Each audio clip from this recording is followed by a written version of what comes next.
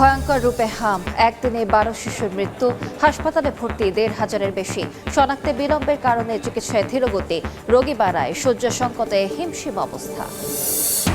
কখনো রোদ, কখনো বৃষ্টি, হাওরে কৃষকের দুর্ভোগ কমছেই না। ধান কাটা ও মাড়াইয়ের চরম ভোগান্তি, কম দামে বিক্রি হচ্ছে ভেজা ধান। খাগড়াছড়িতে গণতান্ত্রিক ইউপিডিএফ সদস্যকে গুলি করে হত্যা, ঘর ভাড়া না দেয়ায় যশোরে ব্যবসায়ীকে কুপিয়ে হত্যার অভিযোগ, নওগাঁয় যৌতুকের বলি নববধূ। বগুড়ায় হচ্ছে আন্তর্জাতিক বিমানবন্দর, তৈরি করা হবে বিমান বাহিনীর ঘাঁটি ও ফ্লাইং একাডেমিও, প্রতিরক্ষা ও বাণিজ্য খাতে ব্যাপক পরিবর্তনের আশা। এবং মশলার চাহিদা বাড়লেও কমেছে আমদানি, সুযোগ পেয়ে ভারত থেকে চোরাই পথে আনা হচ্ছে চাহিদার চেয়ে বেশি, পাইকারিতে কেজিতে কমেছে 200 টাকা পর্যন্ত।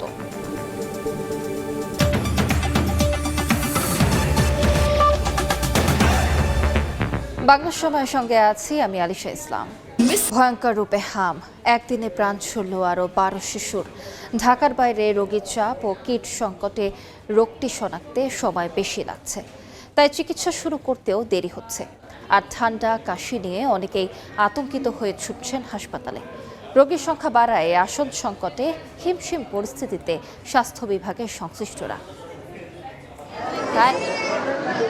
হামের প্রাদুর্ভাবে নাকাল সারা দেশ। আক্রান্ত শিশুর মৃত্যু তালিকা দীর্ঘ থেকে দীর্ঘতর হচ্ছে প্রতিদিন। তিল ধারণের ঠাঁই নেই হাসপাতালগুলোতে। গত কয়েকদিন ধরে দেশের হাসপাতালগুলোতে রোগীর চাপ বেশি। ঠান্ডা কাশি নিয়ে আতঙ্কগ্রস্ত মানুষ ছুটছেন স্বাস্থ্যকেন্দ্রে।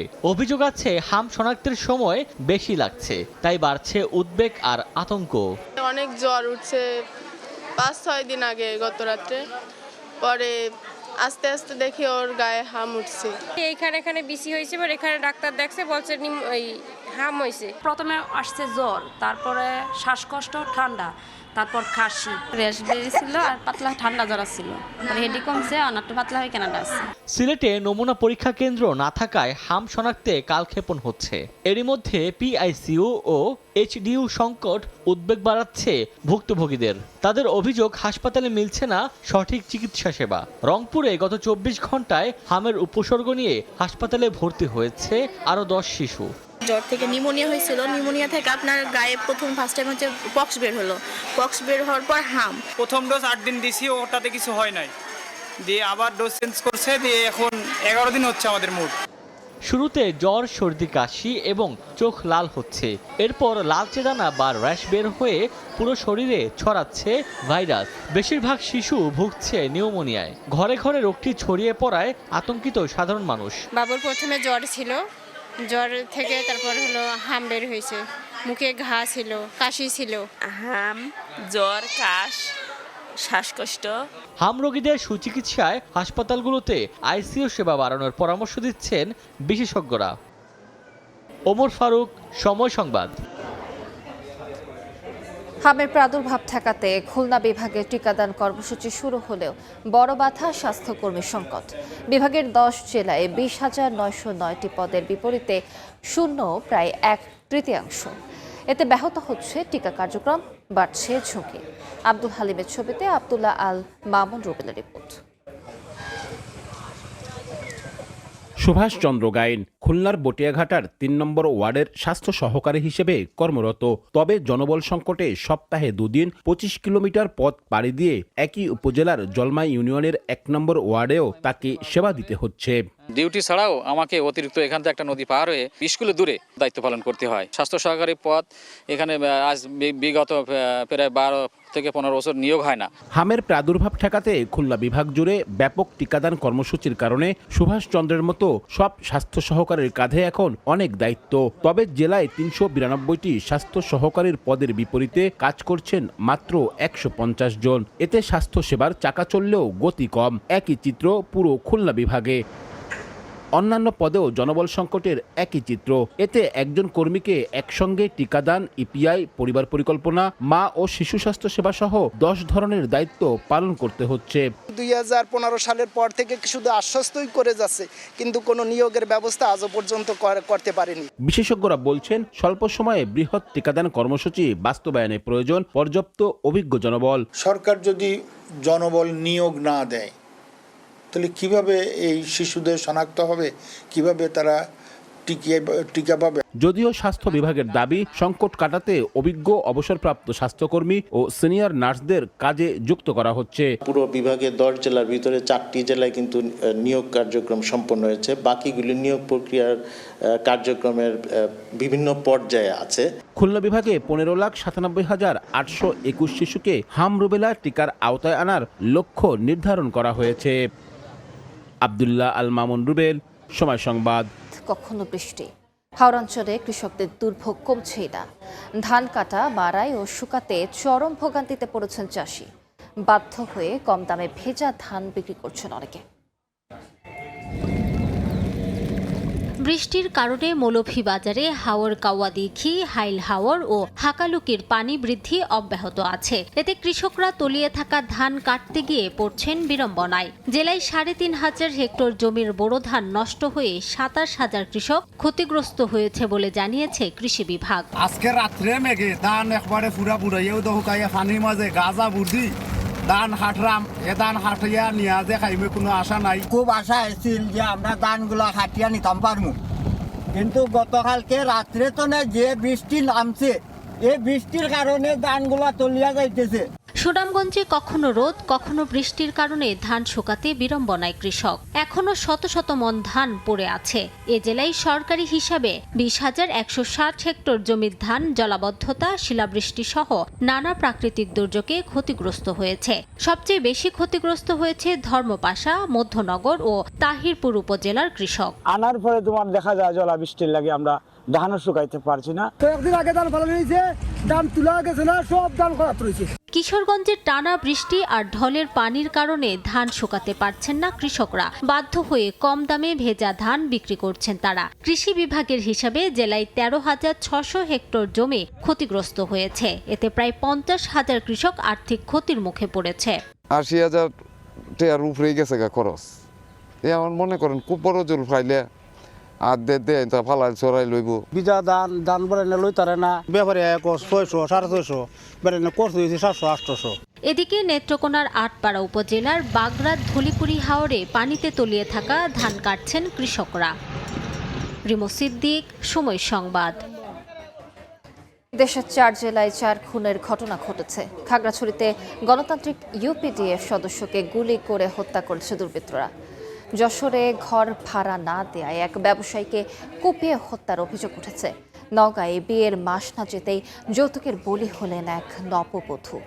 এদিকে বাগেরহাটে জুস খাওয়াকে কেন্দ্র করে এক দোকানিকে কুপিয়ে হত্যা করেছে ক্রেতা।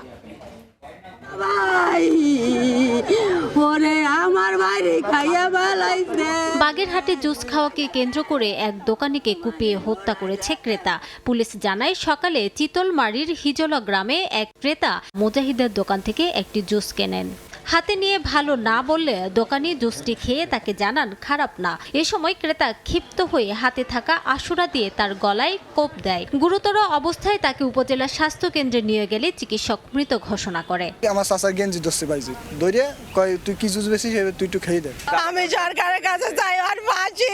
ইতিমধ্যে আসামি গ্রেপ্তার হয়েছে, পরবর্তী আইনগত ব্যবস্থা সবকিছু প্রক্রিয়াধীন আছে। খাগড়াছড়িতে গণতান্ত্রিক ইউপিডিএফ সদস্যকে গুলি করে হত্যা করেছে দুর্বৃত্তরা। বৃহস্পতিবার ভোরে পানছড়ি উপজেলায় এই ঘটনা ঘটে। স্থানীয়রা জানান ভোরে ইমন হোসেনকে তার ঘরের সামনে দুর্বৃত্তরা গুলি করে পালিয়ে যায়। এতে ঘটনাস্থলেই তার মৃত্যু হয়। যশোরে ঘর ভাড়া না দেয়ায় এক ব্যবসায়ীকে কুপিয়ে হত্যা করা হয়েছে। বুধবার রাতে অভয়নগর উপজেলার নোয়াপাড়ায় নিজ বাড়ির সামনে হামলার শিকার হয়ে মৃত্যু হয় তার। মারিছে সে সন্ত্রাসী এবং সে একজন দুষ্কৃত লোক, এই জন্য সে ঘর ভাড়া দিতে রাজি হয়নি। দ্রুত গ্রেপ্তারের জন্য একাধিক টিম মাঠে কাজ করতেছে এবং এই সংক্রান্তে আমাদের পরবর্তী আইনগত ব্যবস্থা করতে দেন। এদিকে নওগাঁয় বিয়ের মাস না যেতে যৌতুকের বলি হলেন ফাল্গুনী নামের এক নববধূ। স্বজনদের অভিযোগ, যৌতুকের টাকা দেওয়ার পরও অতিরিক্ত টাকা চেয়ে না পেয়ে ফাল্গুনীকে শ্বাসরোধ করে হত্যা করে তার স্বামী ও শ্বশুরবাড়ির লোকজন। হত্যার ঘটনায় স্বামী ও শ্বশুরকে আটক করেছে পুলিশ। হত্যাকাণ্ড ধামাচাপা দিতে ফাল্গুনীকে জিনে ধরেছে বলে অপপ্রচার চালায় তার শ্বশুরবাড়ির লোকজন। রিমু সিদ্দিক, সময় সংবাদ। বাংলা সময় আরো থাকছে। বাণিজ্যিক জাহাজ থেকে তেল চুরি ঠেকাতে কঠোর অবস্থানে কোস্টগার্ড। কর্ণফুলী নদী বন্দরের আশপাশে বিশেষ মহড়া। সমুদ্র বন্দর ও উপকূলের নিরাপত্তা বাড়ানোর আশ্বাস। আন্তর্জাতিক বিমানবন্দরের পাশাপাশি উত্তরাঞ্চলের প্রথম বিমান ঘাঁটি হতে যাচ্ছে বগুড়ায়। একই সঙ্গে স্থাপন করা হবে ফ্লাইং একাডেমিও, যেখানে সরকারি ও বেসরকারিভাবে শিক্ষার্থীরা পাইলট হিসেবে প্রশিক্ষণ নিতে পারবেন। বগুড়ায় ফ্লাইং ইনস্ট্রাক্টর স্কুল পরিদর্শন শেষে এ তথ্য জানান 3 মন্ত্রী ও প্রতিমন্ত্রী। দীর্ঘ প্রতীক্ষা শেষ হতে চলেছে বগুড়া সহ পুরো উত্তরাঞ্চলবাসীর। দেশের উত্তরের জনপদে যোগাযোগ, অর্থনীতি ও সম্ভাবনা নতুন দিগন্ত উন্মোচনে বগুড়ায় গড়ে তোলা হবে বিশ্বমানের বিমানবন্দর। বগুড়া ফ্লাইং ইন্সট্রাক্টর স্কুল পরিদর্শন শেষে বিমান বাহিনীর প্রধান air chief marshal Hasan Mahmud Khan বলেন, বগুড়ার কৌশলগত গুরুত্ব অনেক বেশি। সরকার দ্রুতই নতুন যুদ্ধ বিমান ক্রয় করবে, যা প্রথম উড্ডয়ন করবে বগুড়া থেকেই। এখানে আমরা চাই একটা অত্যাধুনিক বিমান ঘাঁটি প্রস্তুত করার জন্য, যেখানে আমাদের অত্যাধুনিক জঙ্গি বিমান আসবে অবশ্যই, এবং এই ব্যাপারেও আমাদের সরকারের অনেক আমাদেরকে সহযোগিতা করছে। উত্তরাঞ্চলে আন্তর্জাতিক বিমানবন্দর না থাকায় প্রধানমন্ত্রীর প্রতিশ্রুতি বাস্তবায়নে বগুড়াকে গুরুত্ব দেওয়া হচ্ছে জানিয়ে বিমানমন্ত্রী বলেন, উপযুক্ত পাইলট তৈরি করতে বগুড়ায় করা হবে ফ্লাইং একাডেমি। আন্তর্জাতিক বিমানবন্দরের পাশাপাশি আমরা যেটা এখন পরিকল্পনা নিয়েছি যে আমরা একটা ফ্লাইং একাডেমিটা চালাবো, কারণ আমাদের পাইলটের অনেক দরকার। পরিদর্শন করেন বিমান প্রতিমন্ত্রী এম রশিদুজ্জামান মিল্লাত। পুন্ডয়ে নগরীতে আন্তর্জাতিক বিমান ওঠানামার পাশাপাশি কার্গো বিমান উড্ডয়নের মধ্য দিয়ে এই অঞ্চলে কৃষিপণ্য, হালকা ও মাঝারি শিল্পপণ্য রপ্তানির নতুন দিক উন্মোচন হবে বলে জানান স্থানীয় সরকার, পল্লী উন্নয়ন ও সমবায় প্রতিমন্ত্রী। কৃষিপণ্য সহ আমাদের বগুড়া যে লাইটিং ইঞ্জিনিয়ারিং আছে এবং ভারী শিল্প আছে, এ সমস্ত শিল্প যেগুলো মায়ানমার সহ মালয়েশিয়া, দুবাই বিভিন্ন জায়গায় রপ্তানি হচ্ছে, সেগুলো সরাসরি এই বিমানবন্দর থেকে আপনার কার্গো ফ্যাসিলিটির মাধ্যমে, কার্গো বিমানের মাধ্যমে আমরা রপ্তানি করতে পারবো। বগুড়া বিমানবন্দর চালু হলে বদলে যাবে যোগাযোগ ব্যবস্থা, বাড়বে বিনিয়োগ, তৈরি হবে কর্মসংস্থান, আর দেশের অর্থনৈতিক মানচিত্রে আরো গুরুত্বপূর্ণ হয়ে উঠবে বগুড়া, এমনটাই বলছেন বিশ্লেষকরা। আব্দুল আউয়াল, সময় সংবাদ, বগুড়া। পশ্চিমবঙ্গের নির্বাচনের পর মুসলমান সহ সংখ্যালঘুদের ওপর নির্যাতনের প্রভাব বাংলাদেশেও পড়বে বলে মন্তব্য করেছেন এনসিপির আহ্বায়ক নাহিদ ইসলাম। বিকেলে চট্টগ্রাম প্রেস ক্লাবে বিভিন্ন রাজনৈতিক ও নাগরিকদের এনসিপিতে যোগদান অনুষ্ঠানে তিনি এ মন্তব্য করেন। তিনি আরও বলেন, বাংলাদেশ বিরোধী পক্ষের নানা উস্কানির বিষয়ে সবাইকে সচেতন থাকতে হবে। এ সময় হামের শিশুর মৃত্যুর জন্য দায়ীদের বিরুদ্ধে ব্যবস্থা নেওয়ার কথাও জানান নাহিদ। অনুষ্ঠানে সংগঠনের মুখ্য সংগঠক হাসনাত আব্দুল্লাহ বলেন, বিএনপি জুলাইয়ের স্বপ্ন থেকে দূরে সরে গিয়ে শহীদদের আকাঙ্ক্ষার বিরুদ্ধে চলে গেছে।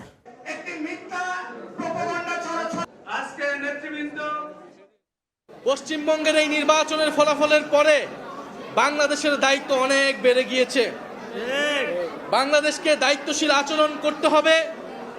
বাংলাদেশের স্বাধীনতা, সার্বভৌমত্ব, এদেশের হিন্দু, মুসলমান, বৌদ্ধ, খ্রিস্টান সকলের নিরাপত্তা এবং নাগরিক অধিকার নিশ্চিতের দায়িত্ব আমাদেরকে নিতে হবে। বিএনপি সরকারে এসে তারা সংস্কার বিরোধী একটা অবস্থান নিয়েছে। আমরা ওয়াসিম যেই জায়গায় রক্ত দিয়েছে, আমরা ওয়াসিমের রক্তের যেই শহর, এই শহরে আমরা দাঁড়িয়ে আছি। অত্যন্ত দুঃখজনক বিষয়, ওয়াসিম, আবু সাইদ, মীর মুগ্ধরা যে কারণে রক্ত দিয়েছিল, বিএনপি ক্ষমতায় এসে সেই জায়গা থেকে তারা পিছিয়ে আসছে। কোরবানির ঈদ সামনে রেখে মশলার চাহিদা বাড়লেও কমেছে আমদানি। এই সুযোগে ভারত থেকে চোরাই পথে আনা হচ্ছে চাহিদার অতিরিক্ত মশলা। তাই সপ্তাহ ব্যবধানে পাইকারি পর্যায়ে কেজিতে দাম কমেছে 200 টাকা পর্যন্ত। সাক্ষাৎ টিপুর ক্যামেরায় বিস্তারিত জানাচ্ছেন কমল দে। গত সপ্তাহে পাইকারি পর্যায়ে প্রতি কেজি এলাচ 4,100 টাকায় বিক্রি হলো, চলতি সপ্তাহে 200 টাকা কমে বিক্রি হচ্ছে 3,900 টাকায়। একইভাবে সপ্তাহের ব্যবধানে লবঙ্গে 50 টাকা কমে 1,300 টাকা, জিরা 530 টাকা এবং গোলমরিচ 1,010 টাকায় বিক্রি হচ্ছে। একদিকে বাজারে যেমন মশলার দাম কমছে, অন্যদিকে চট্টগ্রাম বন্দর দিয়ে মশলা আমদানিতেও ধস নেমেছে। কস্টিং হয় একরকম, কিন্তু মাল বিক্রি হচ্ছে একরকম, তাহলে আপনি কতক্ষণ লোকসান দিয়ে আপনার ব্যবসাতে দাঁড়িয়ে থাকবেন। জিরা, লবঙ্গ, এলাচ এবং জায়ফলের মতো মশলার আমদানি তুলনামূলক 25% কমলো, বেড়েছে দারুচিনি, গোলমরিচ, জয়িত্রীর আমদানি। আমদানির যে ধারাবাহিকতা রয়েছে তাতে অভ্যন্তরীণ বাজারে কোনো সংকট দেখা দিবে না, কারণ চিটাগং কাস্টম হাউস ছাড়াও অন্যান্য বন্দর দিয়েও যথেষ্ট পরিমাণে আমদানি হচ্ছে। আমদানিকারক এবং পাইকারি ব্যবসায়ীদের অভিযোগ, সীমান্ত দিয়ে চোরাই পথে মশলা আনার প্রবণতা বেড়ে যাওয়ায় আর্থিকভাবে ক্ষতির মুখে পড়ছেন তারা। এতে বিপুল রাজস্ব থেকে বঞ্চিত হচ্ছে সরকার। ইম্পোর্টারদের যে কস্টিংয়ে এখানে মাল আসে, এই কস্টিংয়ে সেই এখন বেলেগে মাল ঢোকার কারণে মশলাগুলো আমরা ওই বরাবরই কস্টিং রেটেও বেচতে পারতেছি না। এখন ইন্ডিয়া থেকে আমাদের এলসির মাধ্যমে মাল আসতেছে, এই কারণে মূলত কম আছে আর কি বাজার। ভারত থেকে স্থলবন্দর দিয়ে সবচেয়ে বেশি জিরা, গোলমরিচ এবং এলাচ আমদানি হয়। এছাড়া লবঙ্গ, দারুচিনি, জায়ফলের মতো মশলা ইন্দোনেশিয়া, চীন, ভিয়েতনাম থেকে আমদানি করা হয়। কোরবানের আরও অন্তত 1 মাস সময় থাকলেও বাজার 6 লাখ হয়ে গেছে বিদেশ থেকে আমদানি করা মশলায়। একই সাথে প্রতিবেশী দেশ ভারত থেকেও নানা পথে মশলা আসছে বাজারে, আর তাই দামও নিয়ন্ত্রণে রয়েছে, এমনটি বলছেন আমদানিকারক এবং পাইকারি ব্যবসায়ীরা। চট্টগ্রামের খাতুনগঞ্জ থেকে কমল দে, সময় সংবাদ। বাংলা সময় আরও থাকছে। কোরবানির পশু প্রস্তুত করতে ব্যস্ত দেশের বিভিন্ন অঞ্চলের খামারিরা। গোখাদ্য সহ পরিচর্যায় বেড়েছে খরচ, কাঙ্ক্ষিত দাম না পেলে লোকসানের সংখ্যা। দেখছেন বাংলা সময়। Thai Aluminium. The better is now the best. বাণিজ্যিক জাহাজ থেকে তেল চুরি ঠেকাতে কঠোর অবস্থানে কোস্টগার্ড। একই সঙ্গে জলদস্যুতা ও মানব পাচার শূন্যের কোঠায় আনতেও বদ্ধপরিকর এই বাহিনী। দেশের সমুদ্র বন্দরের নিরাপত্তা নিশ্চিত করা এবং সমুদ্র ও নৌপথে পণ্য পরিবহন নির্বিঘ্ন রাখতে বিশেষ মহড়া চালিয়েছে কোস্টগার্ড। নূরজামাল আতিকের ক্যামেরায় বিস্তারিত জানাচ্ছেন পার্থপ্রতিম বিশ্বাস। দেশের সমুদ্র বন্দরের নিরাপত্তা এবং নৌপথে পণ্য পরিবহন নির্বিঘ্ন করতে সদা জাগ্রত কোস্টগার্ড। বন্দর ও চ্যানেল সংলগ্ন এলাকায় সার্বক্ষণিক নজরদারি এবং নিয়মিত টহলে থাকেন বাহিনীর সদস্যরা। বৃহস্পতিবার সকালে কর্ণফুলী নদী বন্দরের আশেপাশের এলাকায় বিশেষ মহড়া চালায় কোস্টগার্ড। বহিনঙ্গরের চোরাচালান এবং দমনে বাংলাদেশ কোস্টগার্ড সদা তৎপর। দেশ এবং দেশের জাতির জনগণের স্বার্থে আমরা সর্বদা সোচ্চার আছি এবং আমরা আমাদের টহল পরিচালনা করে যাব। বহিনঙ্গরে চুরি ও চোরাচালান রোধে কঠোর অবস্থান বজায় রাখা হচ্ছে বলে জানাচ্ছেন উপকূল রক্ষা বাহিনীর ঊর্ধ্বতন কর্মকর্তারা। যারা জলদস্যু তাদের নিজস্ব পরিকল্পনা থাকে, আমরা যখন আমাদের এলাকার মধ্যে কনসেন্ট্রেশন দিই তখন তারা হয়তো অন্যদিকে যাওয়ার চেষ্টা করে, বাট যে কোনো সময় আমরা তথ্য পাই, আমরা তাদেরকে ধরার জন্য তৎপর থাকি এবং ধরে ফেলতে সক্ষম হইও। বাংলাদেশ কোস্টগার্ড থাকার কারণে এটা কমছে এবং ভবিষ্যতে এটা আমি মনে করি যে আমরা শূন্য কোটায় নিয়ে আসবো ইনশাল্লাহ। গত 1.5 বছরে নিয়মিত টহলের বাইরে বহিনঙ্গরে 1320টির বেশি অভিযান পরিচালনার পাশাপাশি 47টি বাণিজ্যিক জাহাজে বোর্ডিং করে জলদস্যুতা প্রতিরোধ করেছে কোস্টগার্ড। পার্থপ্রতিম বিশ্বাস, সময় সংবাদ, চট্টগ্রাম। নারায়ণগঞ্জের কুতুবপুর ইউনিয়নকে সিটি কর্পোরেশনের অন্তর্ভুক্তের দাবিতে মানববন্ধন ও বিক্ষোভ হয়েছে। দুপুরে জেলা প্রশাসক কার্যালয়ের সামনে এই কর্মসূচিতে অংশ নেন ইউনিয়নবাসী। এ সময় তারা বলেন, ইউনিয়নটিতে 10 লাখের বেশি বাসিন্দার পাশাপাশি ভারী শিল্প কারখানা, সরকারি বেসরকারি বিভিন্ন গুরুত্বপূর্ণ প্রতিষ্ঠান গড়ে উঠেছে। স্থানীয় সরকার আইনের ধারা অনুযায়ী সব যোগ্যতা থাকার পরও ইউনিয়নটি সিটি কর্পোরেশনের অন্তর্ভুক্ত করা হচ্ছে না বলে অভিযোগ করেন তারা। মানববন্ধন শেষে জেলা প্রশাসকের কাছে স্মারকলিপি দেন আন্দোলনকারীরা।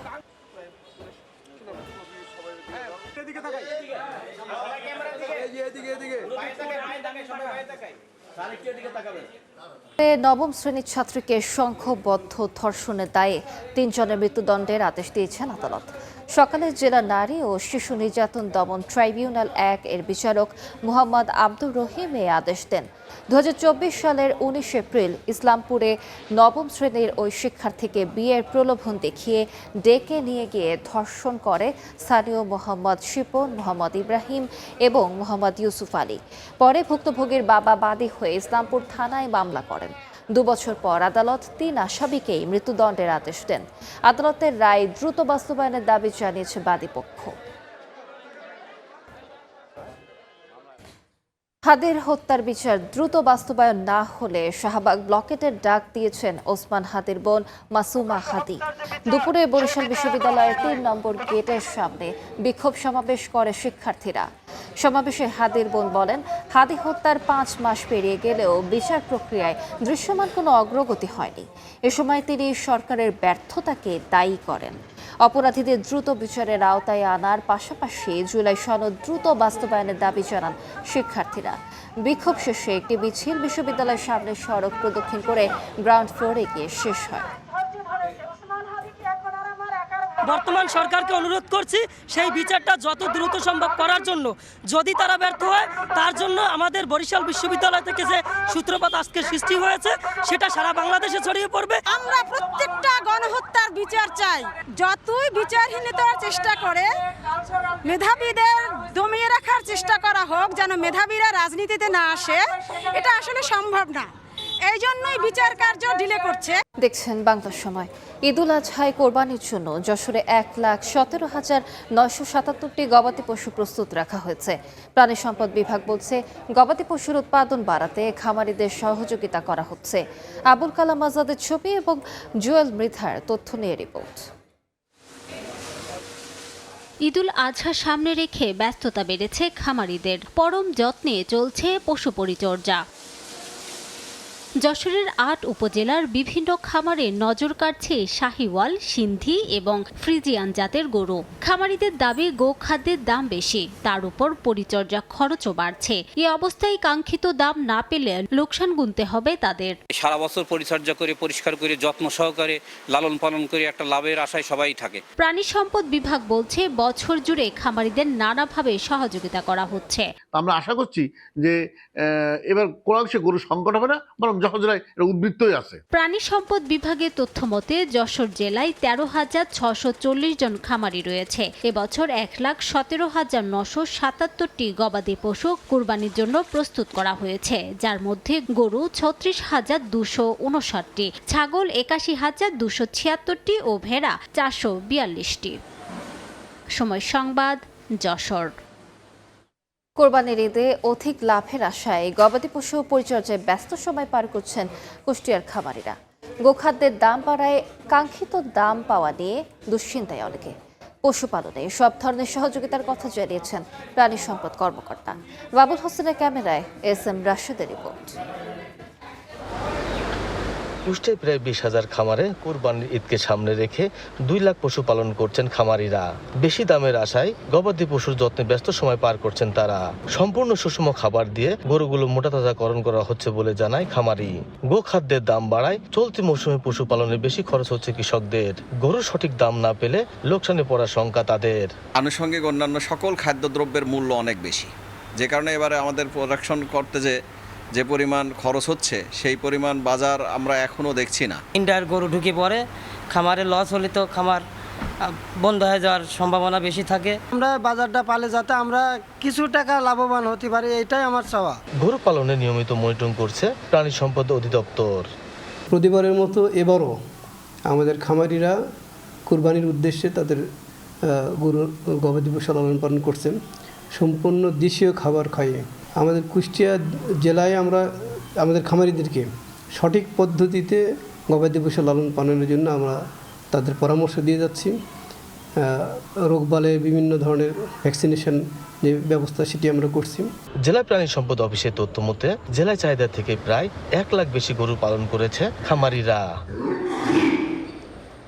SM রাশেদ, সময় সংবাদ, দেখছেন বাংলার সময়। নরসিংদীতে আপন মিয়া নামে এক ট্রলি চালকের মরদেহ উদ্ধার করা হয়েছে। পুলিশ জানায় সকালে বেলাবো উপজেলার শিবপুর সড়কের পাশে ধান খেতে মরদেহ দেখতে পায় স্থানীয়রা। খবর পেয়ে পুলিশ মরদেহ উদ্ধার করে ময়নাতদন্তের জন্য সদর হাসপাতালের মর্গে পাঠায়। হত্যার কারণ ও জড়িতদের ধরতে কাজ চলমান রয়েছে বলে জানিয়েছে পুলিশ। রাজশাহীতে শুরু হয়েছে বৈরাগীর খাল পুনঃখনন কাজ। সকালে পবা উপজেলার পারিলা এলাকায় খাল পুনঃখনন কাজের উদ্বোধন করেন রাজশাহীর ৩ আসনের সংসদ সদস্য শফিকুল হক মিলন। ৩ কিলোমিটার খাল খনন কাজের জন্য বরাদ্দ ধরা হয়েছে ১,৩০,০০,০০০ টাকা। প্রকল্পটি বাস্তবায়িত হলে খালের পানি ফলিয়ার বিল হয়ে দুর্গাপুর উপজেলার হোজা নদীতে গিয়ে মিলিত হবে। এতে প্রায় ২০,০০০ পরিবার সুফল পাবেন বলে জানান সংশ্লিষ্টরা। কৃষি জমির পানি নিষ্কাশন সহজ হওয়ার পাশাপাশি শুষ্ক মৌসুমে সেচ সুবিধা বাড়বে বলে জানান এলাকাবাসী। খাগড়াছড়িতে সেনাবাহিনীর উদ্যোগে বিনামূল্যে চক্ষু চিকিৎসা ও মেডিকেল ক্যাম্প হয়েছে। মহালছড়ি সেনা জোনের আওতায় মহালছড়ি শিশু মঞ্চ উচ্চ বিদ্যালয়ে দিনব্যাপী চক্ষু চিকিৎসা ও মেডিকেল ক্যাম্প সেবা প্রদান করা হয়। এতে দুর্গম এলাকার প্রায় ৫৬৮ জনকে চিকিৎসা সেবা দেওয়া হয়। এ সময় চক্ষু পরীক্ষা, বিশেষজ্ঞ চিকিৎসকের পরামর্শ, বিনামূল্যে চশমা ও ওষুধ বিতরণ সহ করা হয়। এছাড়া সার্জারির জন্য রোগী বাছাই করা হয়। এ ধরনের মানবিক কাজ আগামীতে অব্যাহত থাকবে বলে জানিয়েছে সেনাবাহিনী। বাংলা সময় শীর্ষ সংবাদগুলো জানিয়ে দিচ্ছে আরেকবার। ভয়ঙ্কর রূপে হাম, একদিনে ১২ শিশুর মৃত্যু, হাসপাতালে ভর্তি ১৫০০-এর বেশি। শনাক্তে বিলম্বের কারণে চিকিৎসায় ধীরগতি, রোগী বাড়ায়, শয্যা সংকটে হিমশিম অবস্থা। কখনো রোদ কখনো বৃষ্টি, হাওড়ে কৃষকের দুর্ভোগ কমছেই না। ধান কাটা ও মাড়াইয়ে চরম ভোগান্তি, কম দামে বিক্রি হচ্ছে ভেজা ধান। এবং খাগড়াছড়িতে গণতান্ত্রিক ইউপিডিএফ সদস্যকে গুলি করে হত্যা, ঘর ভাড়া না দেয়ায় যশোরে ব্যবসায়ীকে কুপিয়ে হত্যার অভিযোগ। নওগাঁয় যৌতুকের বলি নববধূ।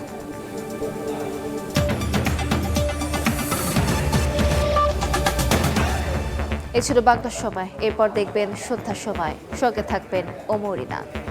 আলিশা, ধন্যবাদ। সন্ধ্যার সময় নিয়ে আসছি কিছুক্ষণ পর, সঙ্গে থাকুন সময়ে।